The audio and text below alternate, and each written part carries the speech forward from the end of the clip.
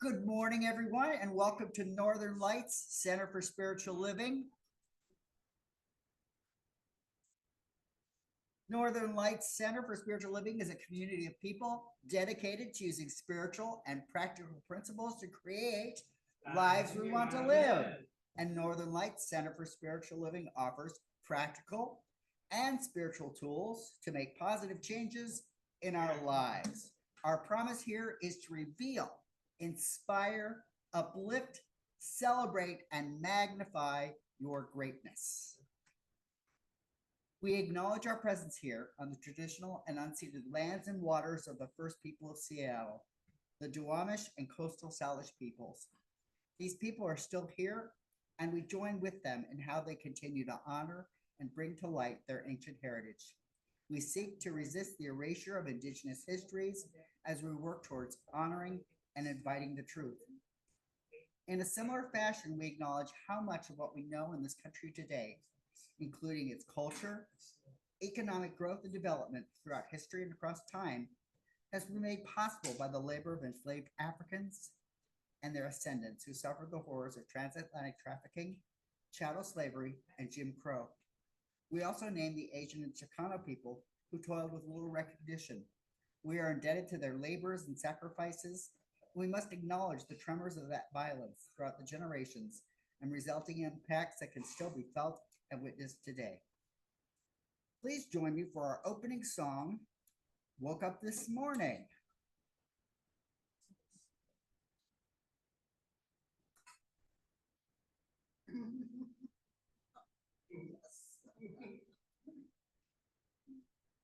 And Michael should be bringing up the words to that.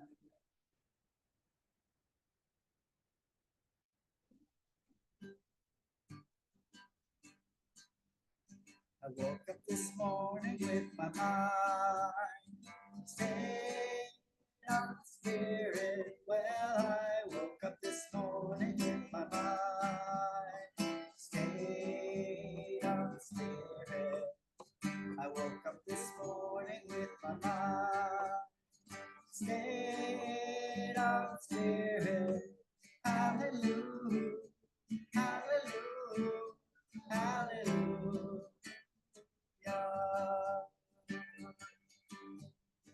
Walking and talking with my mind stayed on spirit. Well, I'm walking and talking with my mind stayed on spirit. I'm walking and talking with my mind stayed on spirit. Hallelujah, hallelujah, hallelujah.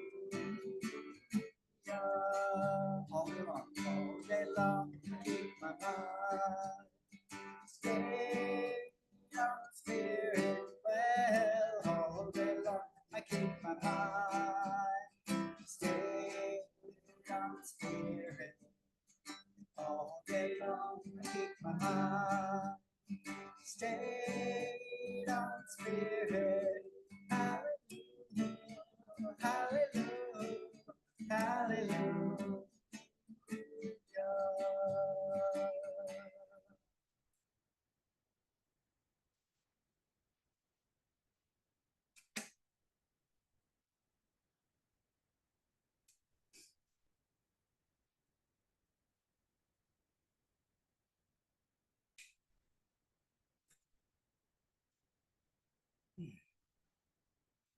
Good morning.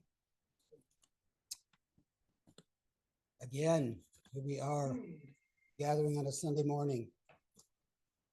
And in this time, we set time aside to allow ourselves and give ourselves permission to relax, to allow ourselves to settle in and be still. So I invite each and every one of us, if you choose, to allow yourself to get comfortable and find that sweet spot wherever you're sitting, standing, lying, whatever you're doing, the best you can. And allowing yourself to set everything that came before this moment aside. any worries, any woes, any frustrations, traffic, weather, whatever it was. You don't need to worry about it now. You can pick it up later if you choose. Right now, I just want to invite us to together take 3 nice, deep cleansing breaths. We'll take the breath in, we'll hold it, and then we'll release it. And so let's take a nice deep breath in, holding it, and releasing it. Another nice deep breath in, hold it, and release. One more nice deep breath in, hold it, and release.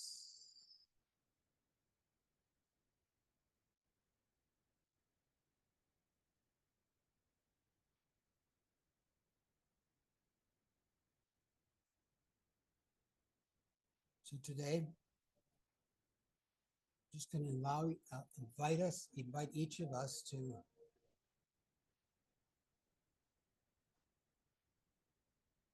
ponder what is within us, the life, the love, the magic.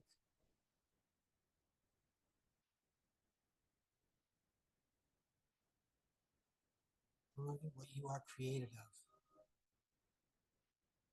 We are created of molecules, cells, tissue, and we are part of that one mind.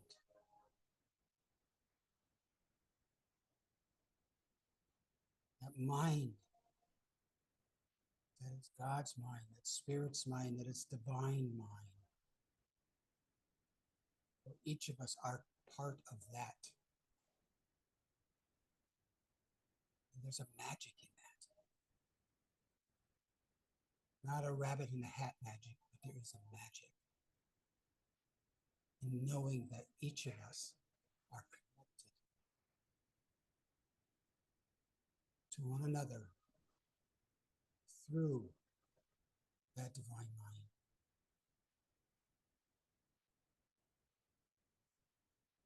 So I invite you just to be still for a few moments and ponder that wonder, that beauty, that magic.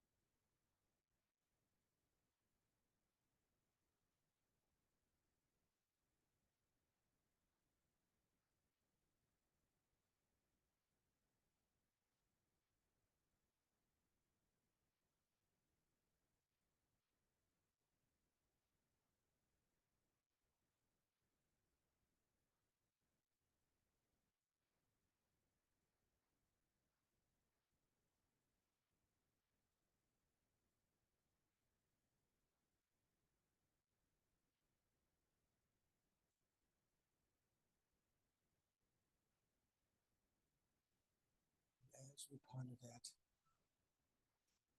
knowing that we are all connected through that one mind, the divine mind, as we move out into our week, into our lives, when things get ruffled, just bring your mind back to this magic of the oneness, the divinity that is within us all. And remember that we are all connected. And so with that, I invite you to maybe wiggle your toes, fingers, and allow yourself to come back to the room. And so it is. So now,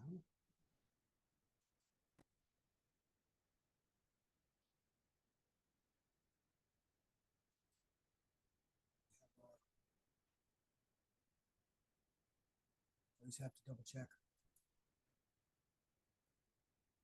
Our declaration, which we go through 3 times. We are an expanding and a loving community working in a field of infinite potential. We are an infinite and loving community working in a field of infinite potential. We are an expanding and loving community working in a field of infinite potential. And so it is.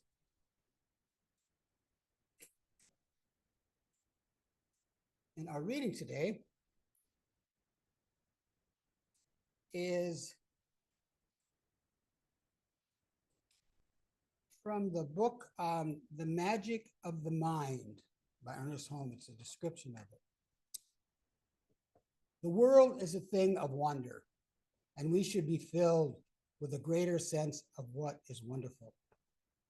But it so happens that in many respects, we are still in a primitive stage of development, so that instead of feeling a feeling of reverence and appreciation for the world about us, we inadequately interpret it in terms of the miraculous, the magical, and the mysterious. We feel ourselves surrounded by events and happenings which appear to have no apparent cause, and we have devised many odd and peculiar ways of relating ourselves to them. We may laugh at the efforts of primitive peoples to deal with their world through strange rites, formulas, and symbols, but at the same time overlook our own foibles. All too often, we are prone to forget that we are living in a universe that is a thing of law and order, and we ascribe the cause of certain events to the workings of magic or miracles. Such an attitude is merely an attempt to explain in some way the operations of laws and forces which we have not yet come fully to understand. In this respect, what may be entirely reasonable and commonplace to one person may be incomprehensible and mysterious to another. For the most part, we are still toying with ideas as to what the mind is and how it works. Many of the things that we encounter in our experience, we attribute to the magical workings of the mind, without realizing that anything that does not work must of necessity function logically and be governed by laws that operate intelligently. Humanity's disgusting quality is the orderly universe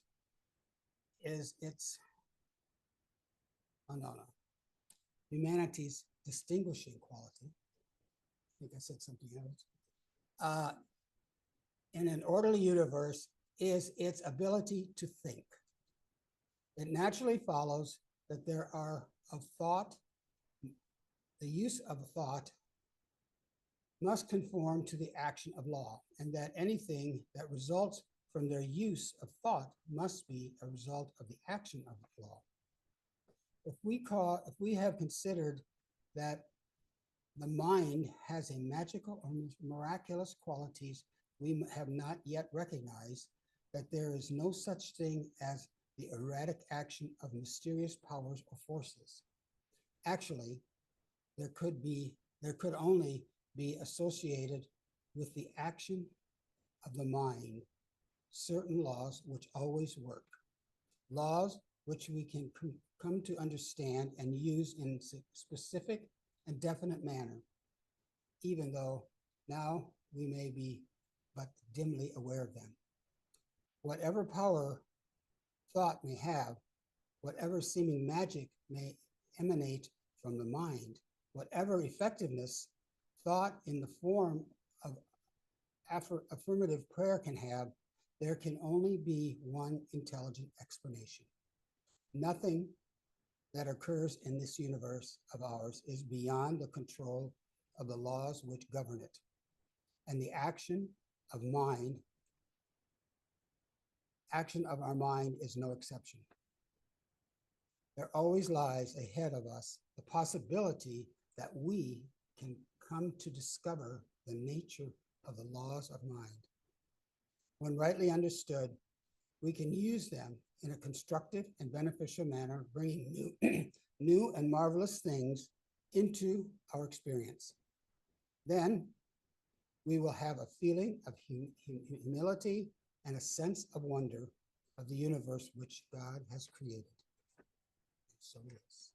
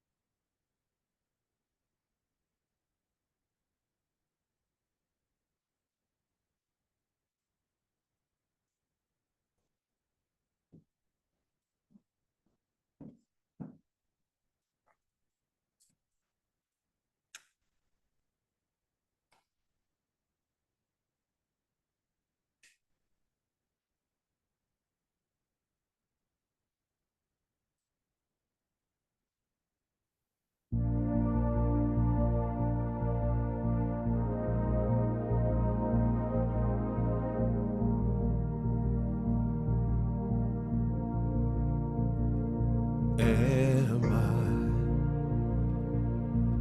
strong enough to bear the burdens that sometimes come living this thing called life?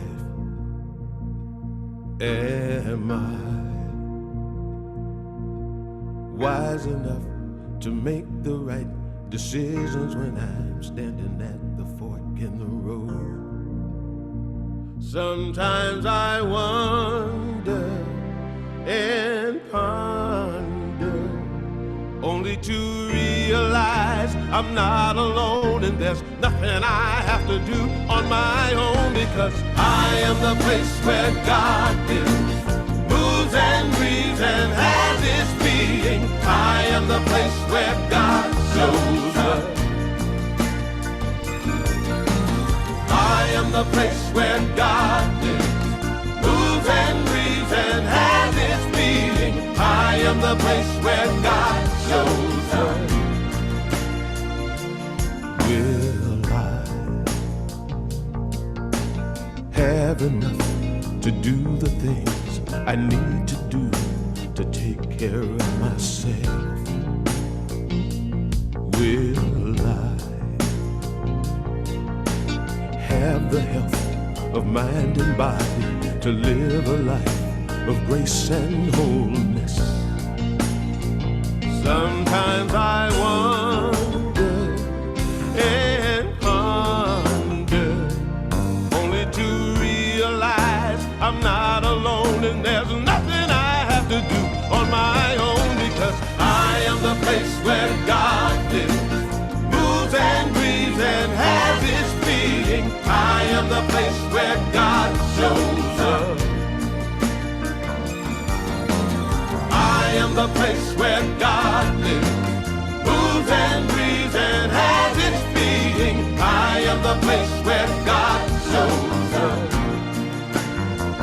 I am the place. I am the place where God You are the place. Moves and breathes and has We are the place where God shows up. I am the place. I am the place where God You are the place. Thank you, Reverend Michael. Good morning, Northern Lights. Hello, chop liver.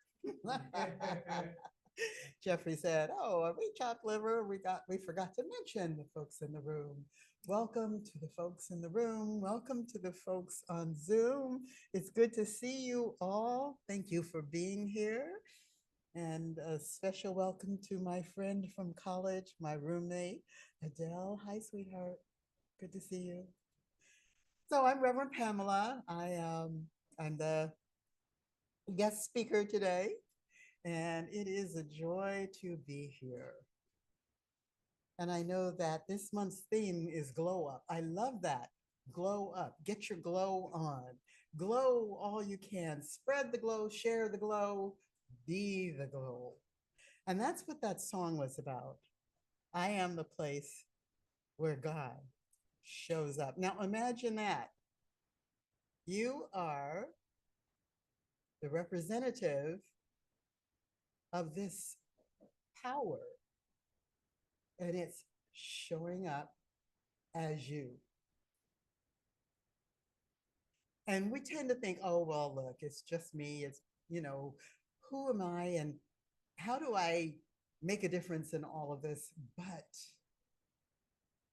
we do. We're doing it all the time. I know one person in this room who made a major difference in a little person's life, a baby who was taken away from its parents due to stuff and things. And this person is still in that child's life, and that child is now a teenager. But I know that this person made a difference to that little boy. She knows it too. I was there, I saw it. We never know when we're making a difference. We never know when spirit is showing up through us, as us. We don't even have to do any magical shifting and changing to have that happen. It just automatically happens. So we have to do two things. One, accept the idea that somehow spirit is showing up through us. And two, doing our best to live in our higher selves, good luck with that, so that the showing up is the highest it can be. And I say good luck with that because a whole lot of times I fall off the highest and best wagon. I do. Ask my husband. He knows, poor Peyton. But it's a new day and I get a new chance every day.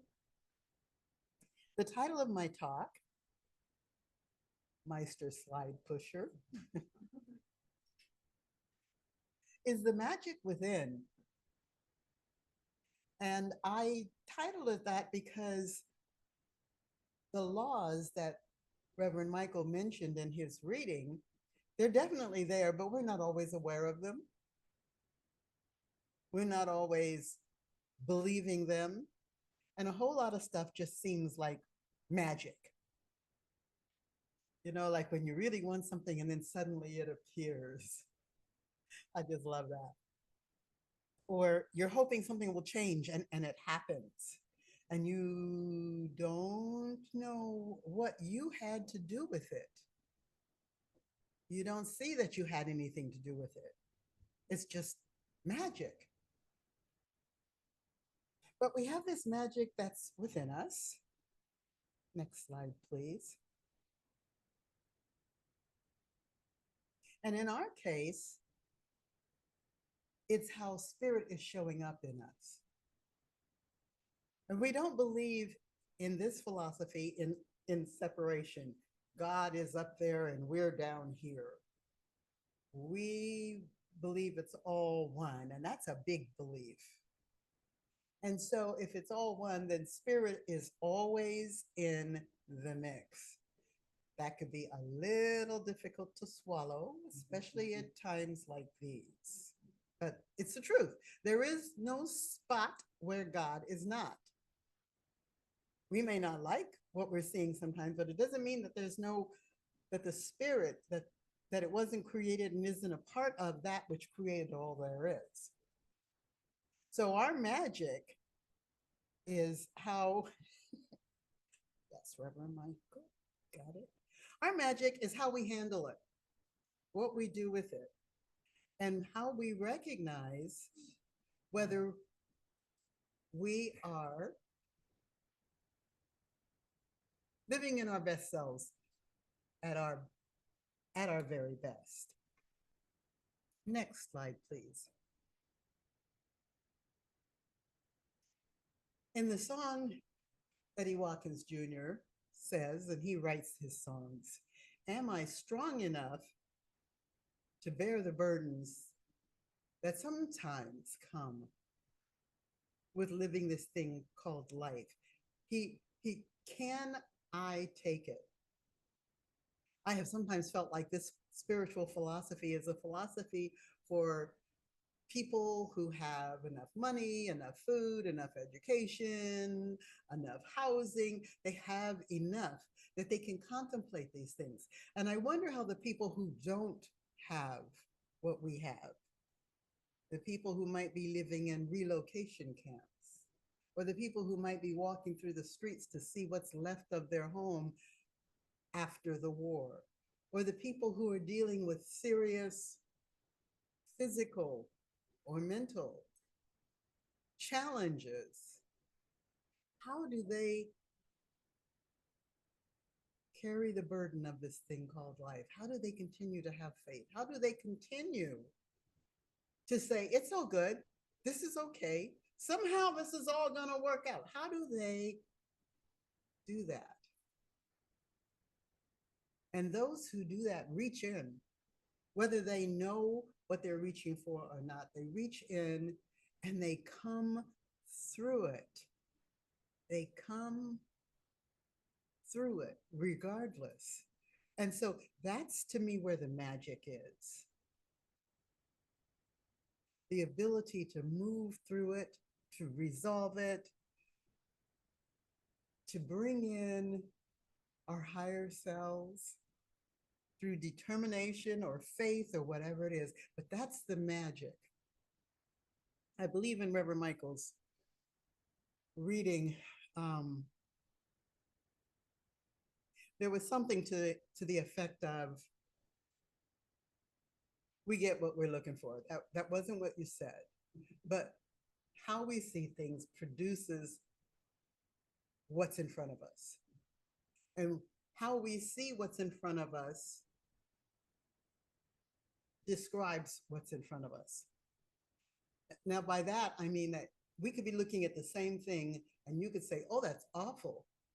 How could anybody blah, blah, blah, blah, blah. And I could be saying, oh, how interesting that they chose to blah, blah, blah, blah, blah. We're looking at the same thing, but we're looking at it from very different perspectives. I had a situation once where somebody broke my heart, or that's how I was looking at it at the time. And he told me that he wasn't interested in me. I was just a fling, basically. And I was at his house and he had two cats, one of whom disliked me intensely, and the other who liked me. And after he told me he wasn't really all that interested in me, Mama Cat crawled on my stomach and sat there and purred. And I felt so comforted. When I got home, I decided, although I was thinking this was a tragedy, another great tragedy in my life, I decided to write a story from Mama Cat's point of view and make it funny. Unfortunately, I don't have that story. I wish I did. I completely rewrote the story. It was funny. And I let go of Mr. I don't want you in my life, because I thought, well, somebody will. But it was, and that's when I really understood how it's a matter of perspective. Something happens to us and we say, oh no, that's the worst thing in my life. Or we say, next time I'm going to do this or that. So our perspective makes a big difference. If we say this is too much, I can't bear it, it's too much, we can't bear it. If we say this is a lot, but I'm going to get through it, then we get through it. Next slide, please. So there is a power and a presence in the universe which responds to us so completely, so perfectly, that we can be amazed when we realize how completely and how perfectly. But it can only operate through us. Our communication with God must, of necessity, be and always remain an inner light. We communicate with the indwelling God. So what does that mean? It means that we, as we say over and over again, have to stay connected to this power within. The days of burning bush are over. God does not show up and speak from a burning bush and declare great epiphanies for us. We have to go inside to find them. We have to plug into, like turning on a lamp. We have to plug the lamp into the wall to the electricity and then turn it on. We have to do that ourselves.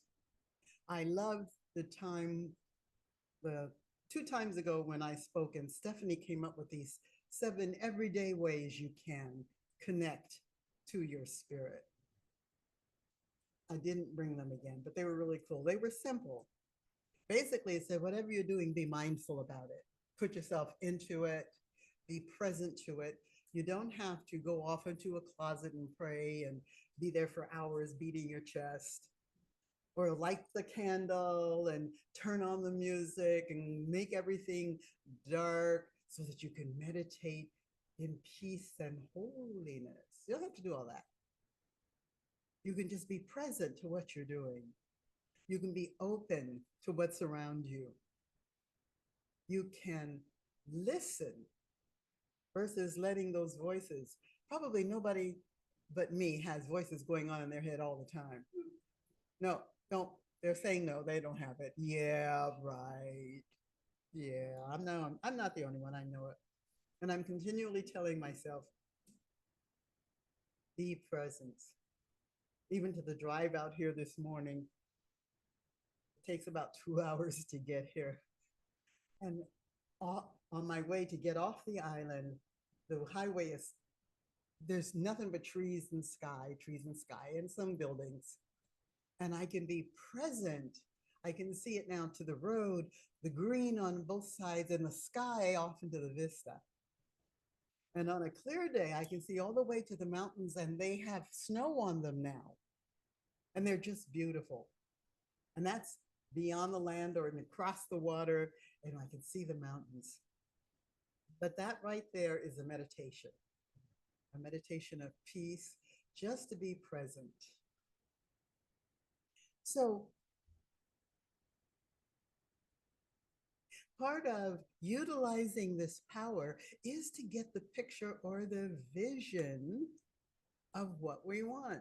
So often I hear folks say, complain about, it's not working, I wanted this, blah, blah, blah, and complain about, well, like I went to a concert last night and someone was complaining about his chair being too hard, and he was so caught up in the hardness of the chair and the fact that his glass of wine wasn't exactly what he wanted, that he missed the absolutely amazing presentation of the guest artist.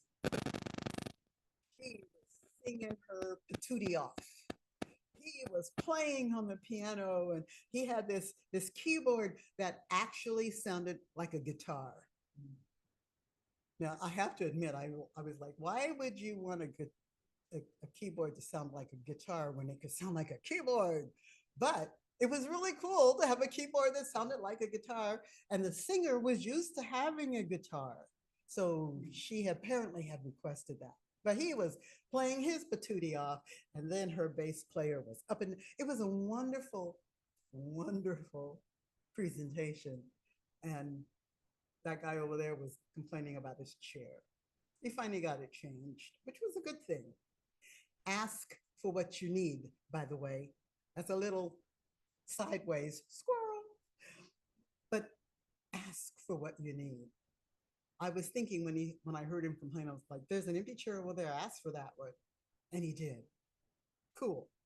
So there is this power. We have to be connected to it. The only way we're connected to it is when we quiet those little voices that are running rampant in our mind. And when we trust what's coming in. I've told the story before about how I got an intuitive hit. I was in California driving to an art store, and I wanted to go to the art store over there, and my intuition said, no, go to the one here. Does anybody remember that story? Maybe not. Well, anyway, so my intuition said, go to the right. I said, no, it said, go straight ahead to that store. And I said, no, I want to go over to this store. I like this store better for whatever reason. My intuition said, you should go straight ahead. I was like, no, I'm going to that one over there. So I went to that one over there. I turned right to go to that one over there, and I was T-boned. And my cute little car was never the same. A friend of mine said, you just might as well total it looking at the damage. And I said, no, I'm going to get it fixed. 5 times later, I sold it. But it really made an impression on me that when my intuition, and I can clearly hear it, says, go to the right, I go to the right. So we have this voice that's talking to us all the time, and it's our job to pay attention to it. And I've said before, speaking of squirrel, squirrel is our code language for getting off the topic. Yeah, Michael raises his hand. My sister's out there. You can raise your hand too. Anyway,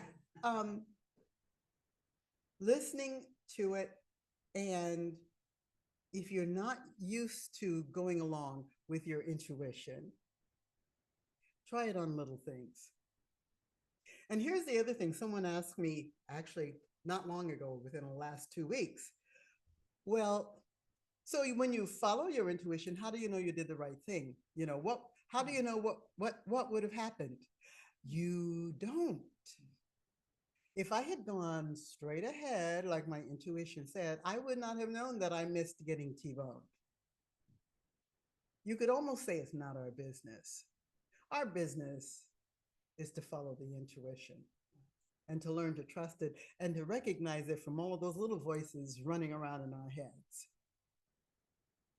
So that's part of the magic, this intuitive voice. And there's a whole lot I could say about intuition, but I'm just going to say the intuitive voice is a wisdom voice. It's not a weird voice from the great Netherlands of Icky. And you can learn to recognize it through practicing following it. Next slide, please. So I am a brilliantly luminous being. I make a difference wherever I am. It's just a given. Just accept it. We don't always get to find out what difference we make. Sometimes we get to see the difference, but we frequently don't get to find out. Sometimes we just have to take that difference for granted. Someone once told me I made a difference in her life, and she told me why. I won't go into that story, but she was the first person who ever said, I remember you, you did such and such, and because you did such and such, I did such and such. And it was like a big deal what she did versus what I did. I had no idea. I was about to give up. It was around dancing, and long story. I was about to give up dancing because I thought I did such a terrible job. But this woman told me because I did what I did, she was able to fight her way through cancer and was inspired by me. And I'm like, really? Whoa. We don't often get to know that. And there are some times where we just know it. We can see it and we know it. They don't have to say you made a difference. We know we made a difference. I think what's important about that is to accept that how we are living our lives is making a difference somewhere, somehow, in all that we do. And just trust it. Maybe 25 years later, someone's going to come up to Reverend Vaughn and say, oh, I remember you when I was 5, you were the school counselor and you said such and such. And because of that, I blah, blah, blah. They might say that. Or Reverend Vaughn is just going to have to know that he is making a difference as he fights for these children's rights within the school system. You're just going to have to know it sometimes. So how we are and how we're showing up, as far as I'm concerned, we have an obligation to live from our highest and best. And as I already said, I sometimes fall off the highest and best wagon, but I climb back on. I may have to apologize a little. Say, oh, my bad, I'm sorry.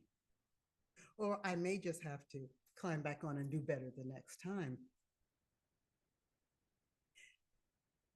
But what's most important is to recognize that somehow, somewhere, one, we're making a difference. To recognize, two, that we have an obligation to live from our highest and best. And recognize, number three, that all you have to do is open up to it and trust. Just do you. Go ahead, do you. And I had a little epiphany squirrel coming in this morning about doing things just to be nice, but you don't really mean it.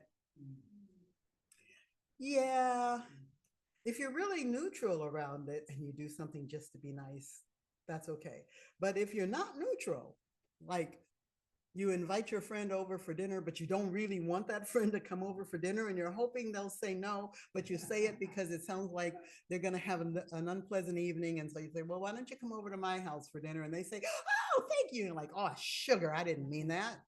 Now I have to cook dinner for 2 people. You know, whatever it is. I know I'm not the only one who does that. I was thinking about that this morning where I said, I shouldn't have invited that person to blah, blah, blah. I thought they'd say no when they said yes, and now I'm stuck. It reminded me of back when I was a little girl and my mama's Baptist church, and they said, the Lord loveth a cheerful giver. And I was really little, and I was like, what difference does it make whether I'm cheerful or not when I give them my dime? I give the church my dime. What difference? I'm giving them the dime. Mom gave me the dime to give to them. It wasn't even my dime in the first place. But as I got older and I ran into people who, when they gave gifts, there was stickiness on them. There were expectations around those gifts. There could be a resentment even. You don't need those kind of gifts. You don't want to receive them. They're like, ooh. And so don't just be nice. As I said, that's a squirrel. I don't know where that came from. It came in this morning. You got it. Somebody needs to hear it. So we are brilliant, luminous beings. And when we reach into our glow and let it out there, people feel it, they see it, they get it, and they want more of it. So if you find people kind of flocking to you because you got that little glow, don't freak out and push them away. I've seen people do that. They didn't know that they had this glow, and everybody was like, oh man, we want to be in John's group. He's the coolest. And John's like, whoa, why are all these people coming to my table to be in my group for this discussion? Well, that could happen to you. Somebody could want to be in your glow. Just welcome them in. Next slide, please.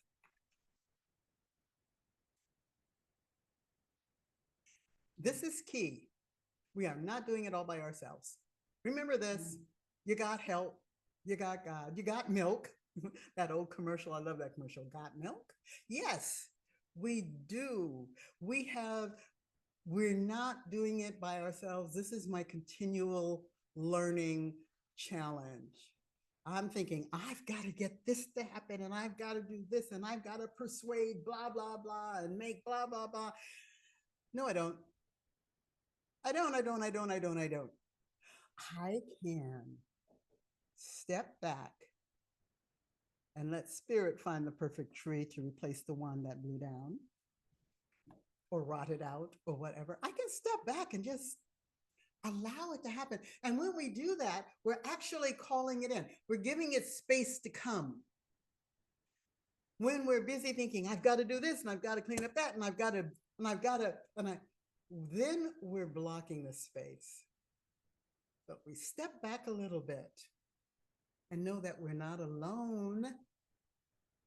Someone once said, let God do the heavy lifting. And someone else, and I can't remember if it was Ernest Holmes or Emerson, but I think it was Holmes, who said, get your bloated nothingness out of the way. You think you're all that, you think you got the answers, you think you can do it all or have to do it all yourself. No, you don't. Just step out of the way and let God do its thing. Eddie Watkins have a song about that. Next slide, please. You can tell Eddie Watkins is one of my favorite speakers. So the spark of divinity is what beckons each of us to a higher, fuller experience and expression of life. That little spark within us keeps saying, come on, open up, try this, experiment with this, say this. It's there all the time, urging us out of our lesser selves. Next slide, please. Okay, so this is a planned squirrel to the left. I did it. I have found of late, I have some coaching clients, and I have been trying to get them to celebrate their accomplishments. They are doing some really good stuff. They're doing some hard stuff. They're doing the stuff they're expected to do and more. And they never step back and say, I did it. Yay me. They never do that. And you know what happens when we never do that? We never feel that. We don't know that. And it changes the fabric of how we're experiencing our lives. And we're told, don't be self-aggrandizing. Don't think you're all that. Don't say, I did it, and brag. It's called bragging. Well, I give you full permission to at least do it to yourselves. Put it in your journal, say it in the mirror. I did it. Yay for you. Yay for me. We need to say I did it more often. Next slide, please.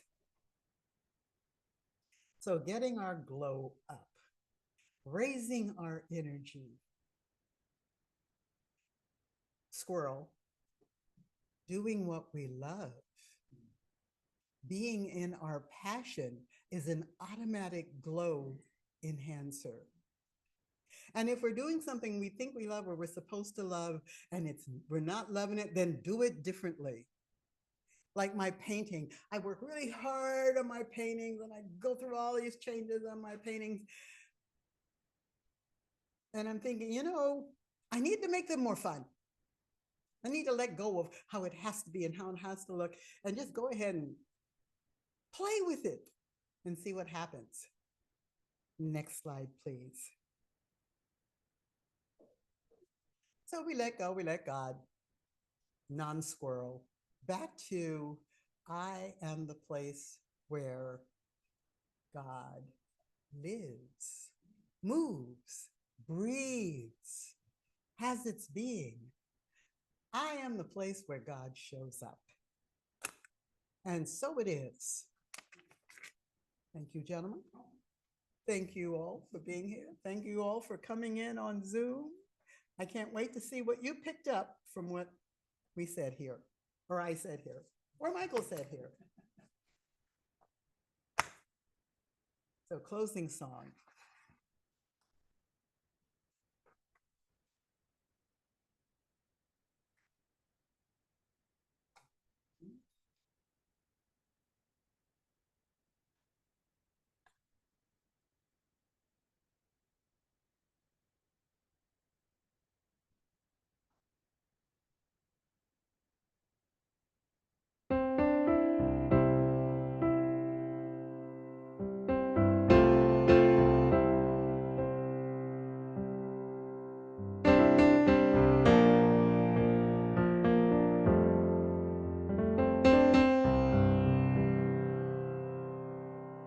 There is a garden where dreams come true,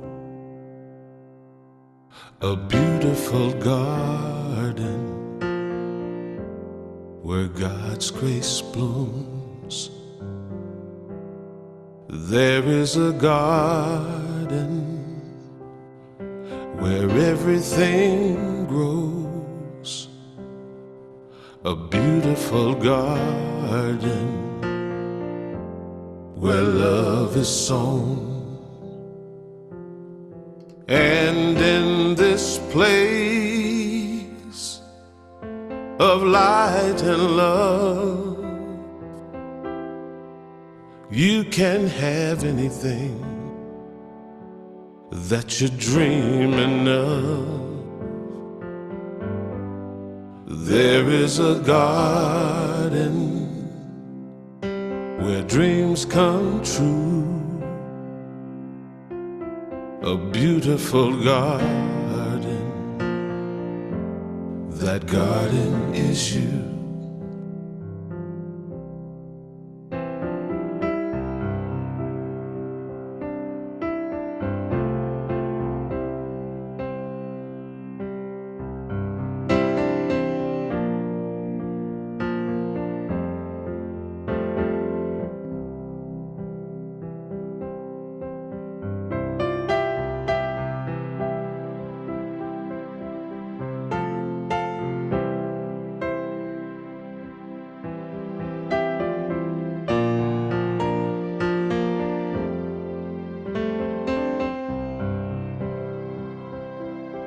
And in this place of light and love, you can have anything that you're dreaming of.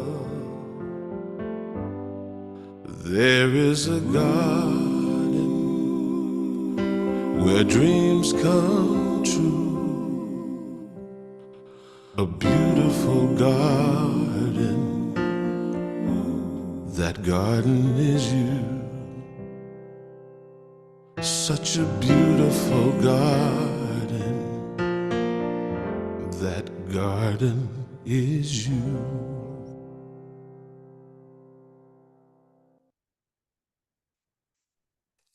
You Reverend Michael?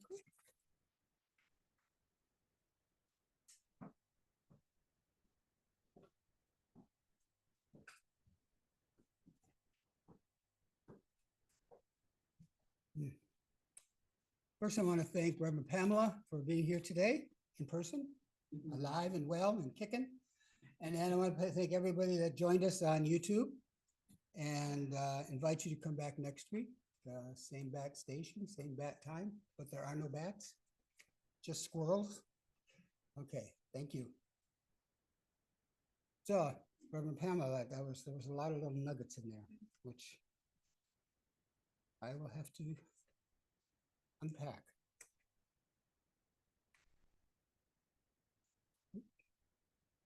There's some glasses here. So, sometimes, first I'm going to do this again.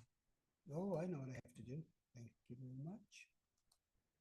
I must say goodbye